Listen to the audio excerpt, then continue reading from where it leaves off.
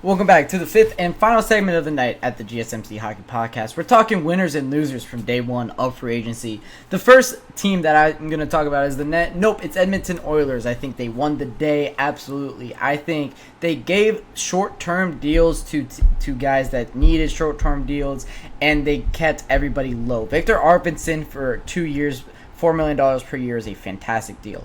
Jeff Skinner, 1 year by $3 million deal is absolutely fantastic. They re-signed Connor Brown. They re-signed Corey Perry. I think they re-signed another forward that's name is escaping my head right now. And they also bring in they re-signed Matthias Janmark. That was the other name. To a term deal with only a little bit over $1 million per year. July 1st is the day that a lot of teams overspend. We might be looking at the Nashville Predators as a little bit of overspenders, but I still think that the players they got were good. But I think that I think the biggest winner from today is the Edmonton Oilers, just because July 1st is the day that everybody overspends, and they didn't overspend, and I love that. I love teams that can, understand what's burnt them in the past and move on from it and better themselves because of it. So, especially with their situation, they have two of the greatest forwards in the NHL right now that need a lot of money. Like they just warrant a lot of money. They warrant 8-figure deals, and you're already giving 12.5 to Connor McDavid, who probably deserves more than that at this point. And you're going to need to be giving somewhere around that to Leon Draisaitl. So knowing that and working extension talks with Leon Draisaitl, now they have the money to do it. We'll see when it's not a matter of if, it's a matter of when with Leon, when they give him an extension. My next winner is the Florida Panthers, which is a little weird because it seems like there's a little bit of a mass exodus with the Florida Panthers, but I still think that they did pretty well. They re-signed Sam Reinhart, who is very good. They're going to give Anton Lundell some money, but they didn't lose too many pieces. They lost Oliver Ekman-Larsson, which is fine. They lost Brandon Montour, who I think got overpaid with where he went, and I think that they also lost Dmitry Kulikov. So they didn't lose too many pieces. We've seen a Stanley Cup teams of the past lose a lot of pieces when they win a Stanley Cup because you just can't pay that many guys that much money. But I think for the Florida Panthers, they don't lose too many pieces. They set themselves up fantastic to go back and give it another go next year. That's why they're winners. They didn't go out and sign anybody really big or massive, but they do get Sam Reinhart back You have next winner, Nashville Predators. Yeah, I mean, you got to give them their flowers. They go out and get 3 of the biggest names in free agency.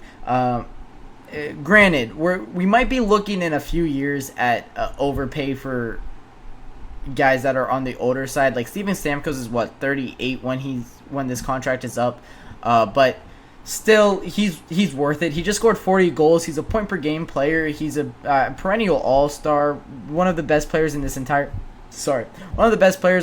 generation. For Steven Stamkos, 4x8. I think works pretty well for him. So I think that's a right now good contract.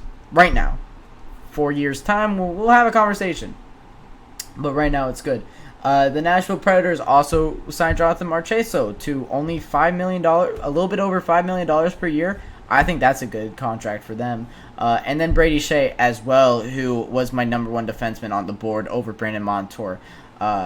I really like Brady Shea, and I think that's going to be a huge loss for the Hurricanes. The more that I talk about it, and we'll talk about it a little bit later, the more that I talk about it, the more that I realize the Carolina Hurricanes might not be that good next year. So we'll see. But yeah, I think the Nashville Predators have done a fantastic job at bolstering a core that. I mean, Philip Forsberg, how many years in a row was it that he was like the only forward on that team? Well, now he has some people to work with, and I think that that's going to be very good for him. Philip Forsberg might score 60 next season, and I wouldn't be too shocked. All right, next team. I can't believe I'm going to say the Capitals won the day because I've been kind of hating on them this entire offseason, but I think they didn't win the day, but they are a winner from today. They got Jacob Chychrun. They got Jacob Chychrun. They also who else did they get? I know they got Jacob Chychrun in a trade. I believe they got another forward too. It's just completely escaping me now. Now I gotta look. Because that's gonna bother me if I can't figure that out. So, they got Matt Roy to a very long-term deal, which I don't know how that's gonna age, but they had the money for it. And let me tell you, I have no clue how they have the money for everything that they did today, but it's definitely a good day for them. They also get Taylor Radish to a 1x1 who's going to be good. They re-signed Connor McMichael. Yeah, this core here in Washington, if everybody plays to how, if everybody hits their ceiling, it's a Stanley Cup contending core. However, they're banking on a lot of guys that we've seen can bottom out. We've seen Pierre-Luc Dubois not play well. Dylan Strome has never really lived up to the potential we've thought of him. Taylor Radish did not play well in Chicago last year. Jacob Chychrun did not have a good year last year. Matt Roy might not be worth what he is getting paid. And John Carlson had a bad year last year. So, they also went out and got Logan Thompson as well, who, they needed to address their goaltending need, and they did so.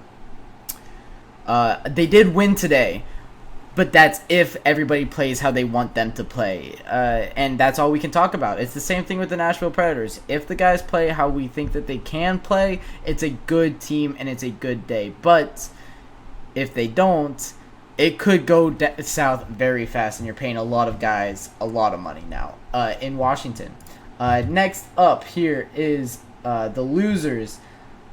The Detroit Red Wings are one of the losers. They had to dump Jake Wallman's cap, but they missed out on everybody that they were going for. They were going for Matt Roy. They were going for Eric Gustafsson. They were going for